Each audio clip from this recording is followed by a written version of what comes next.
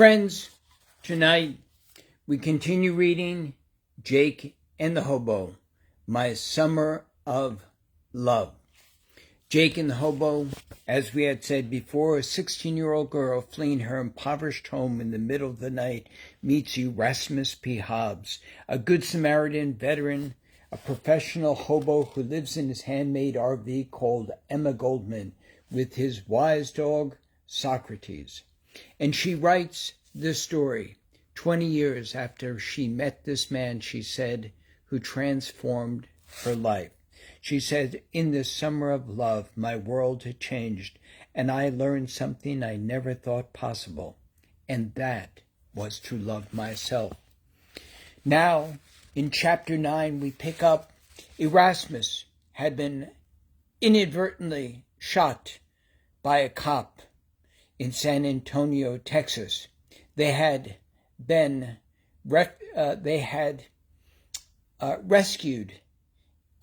people who were refugees, and this begins after Erasmus leaves the hospital and on his way to Sedona, Arizona.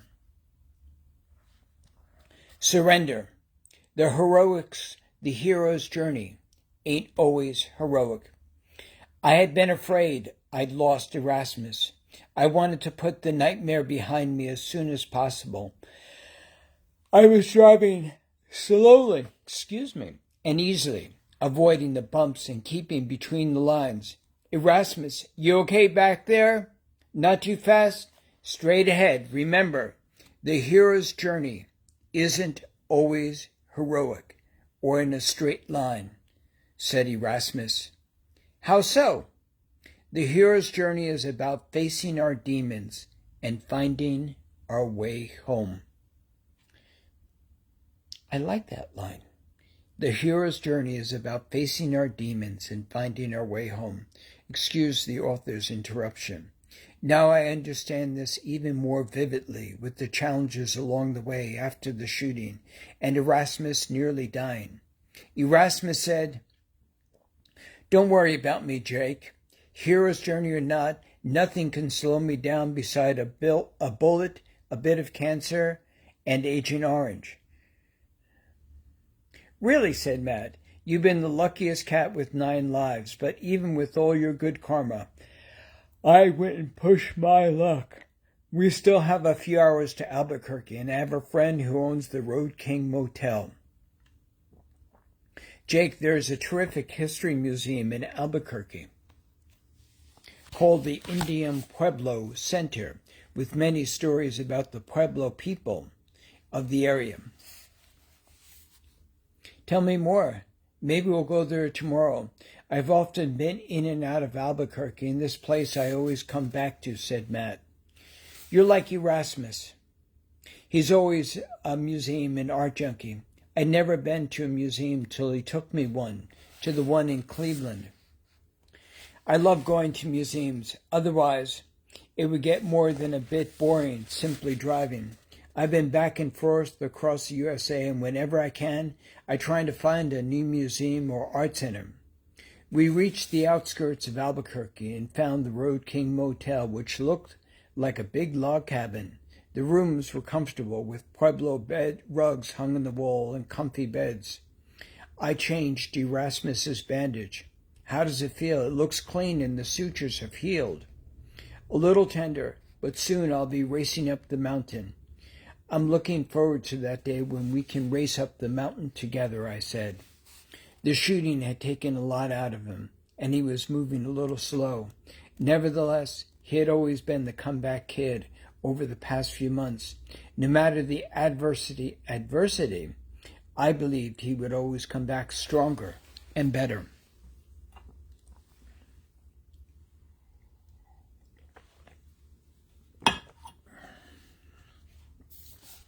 The reason says otherwise, my optimism couldn't be tarnished.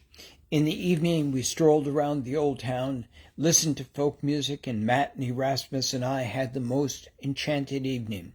With all the dramas and tumults over the past few weeks, the ordinariness with my favorite people was a huge blessing.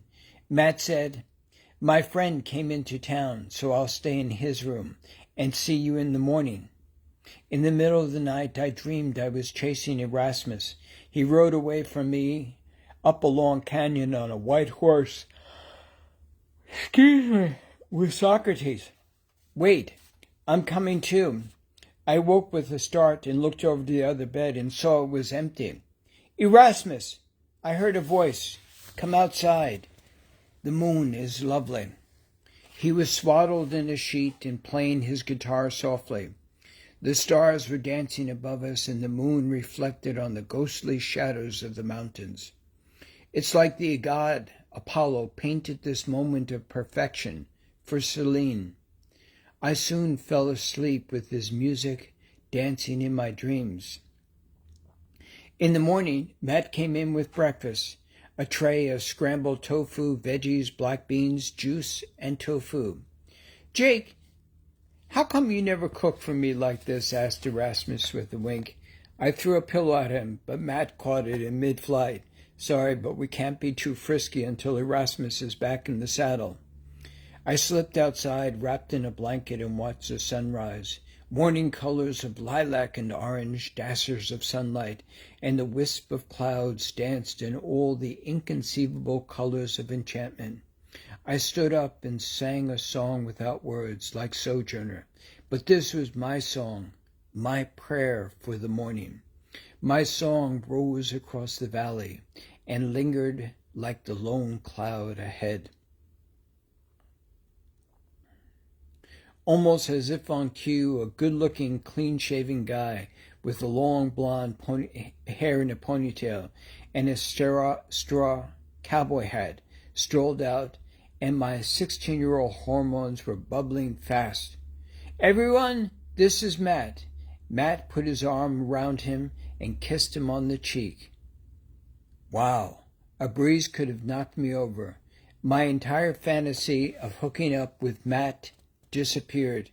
Everett said, "Howdy, folks. Matt and I met a few months ago in a truck stop in Mississippi. And we instantly knew we were meant for each other." Their smiles lit up the room, and even though my smile had sunk to the floor with all my fading fantasies, now I understood why he didn't answer me directly when I asked him about his girlfriend. I put on my big girl boots, though. "Great to meet you, Everett." Erasmus reminded me that a gracious loser always takes the higher ground. Erasmus, Matt, and I were planning on driving to Flagstaff to pick up my new rig. "Would you like to split up and have one of us go with you?" Erasmus said, "I'm sure we'll be okay. Jake is getting really good at driving Emma. I'm sad about you leaving, Matt, but I know you two will have a lot of stories to tell us when we next meet." "Erasmus and Jake, I know our paths will cross again," said Matt as he hugged us. "I'm sure of it. And when we get to Yosemite, we'll connect. You have my cell phone number and you can call us if you need any help. It's been a pleasure seeing you both again. Everett, Matt, I'm glad you found each other. We'll see you before too long," I said before we watched them drive away. Driving down the valley with the twisting turns from Flagstaff to Sedona, the mountain forest appeared and the stunning red mesas came into view. They were like sentinels, ancient gods who had transformed into stone, and I could feel their majestic presence. Erasmus said, "Despite the bullet and the drama in Odessa, I feel good about the road ahead." "Sit back. Let me take over for a while." Socrates sat on Erasmus's lap as I drove from Albuquerque to Sedona. I felt like a big girl, and even when a truck pulled out of a side street, it didn't faze me. I had a great co-pilot, Ras. The skies were crisp blue and the wind fair, and I had an optimism that our worst days were behind us. It was already noon when we pulled into the Crescent Moon picnic area. I said, "Let's go for a swim." "Jake, you go ahead. I'll make some lunch." He looked tired, enjoyed the swim. Socrates joined me for a splash. All the hot dust from San Antonio, Odessa, and Albuquerque fell away. I was lying on my back, my arms stretched out, drifting in the cool water. I felt like I was floating in the clouds with all my cares sailing away. Later, we parked Emma by the side of the stream next to a twisted twirl of junipers. We have to find out where we can park overnight. See Cathedral Rock? There's a story. Those two figures over there in the middle are like a husband and a wife, back to back against each other and arguing for eternity.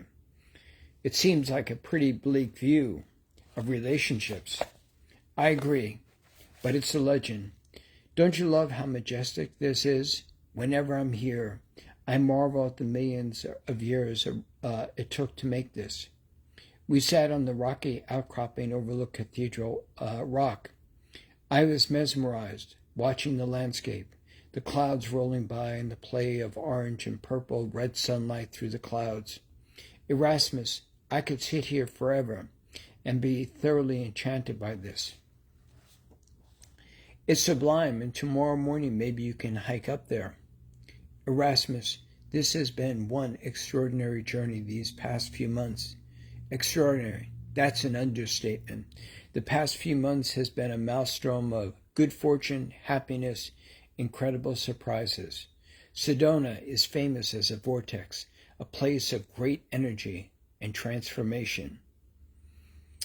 And I thought to myself, yes, more than anything, I want a transformation to make all of Erasmus's illnesses disappear. The mesas were stunning in the sunset. The color of the sandstone constantly changed from ruddy to ruby bright in the evening sun, thanks to the extraordinary magic and color in Sedona. Erasmus said, "It takes my breath away and fills me with humility. The transformation took millions of years of wind, of rain, erosion, and sunlight. This land was all part of a vast ocean." He reached over for a piece of sandstone and brushed back the dirt. If we scrape away the outer layer, we can see the remains of the clams, the snails, the fish, and trilobites.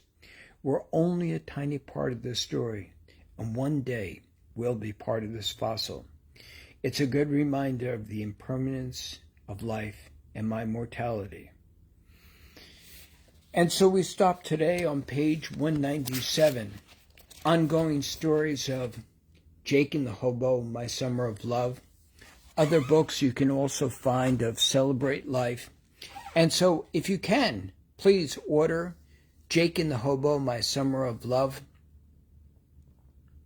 You can get it at Vermont Art Poetry Press. You can get it also at Amazon. And just type in the words, Jake and the Hobo, My Summer of Love. And this has been a grand adventure.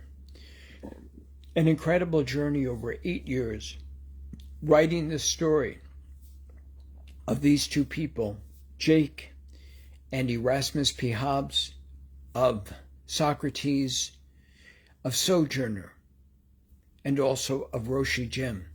All these people coming together to create their own story. And I'm humbled to be part of it, to be just the writer, kind of saying, okay, what is Jake saying? What is Erasmus saying? And this is part of the journey of the story. You kind of listen to yourself, but you're also listening to the characters. So I leave you with this tonight. Tomorrow we'll pick up again, Jake and the Hobo, My Summer of Love. Have a safe evening. Namaya out. Thank you.